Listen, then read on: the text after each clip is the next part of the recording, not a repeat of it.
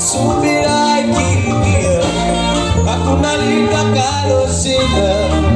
Daima iwe moyoni mwao, mama chambi angojea kumpokea mbele wake.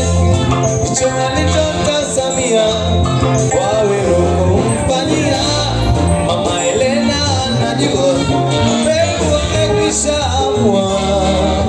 Kageni nyumbani mwao, hili jambo limekuwa na kila mtu namwambia Waweru na Mbeyukuba.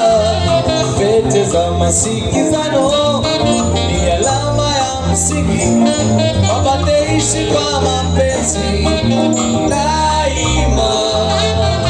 Iwe moyoni wao, kila kitu utimia, ikiwa utavumilia. Ningeni kuitiania, usichoke kungojea, subira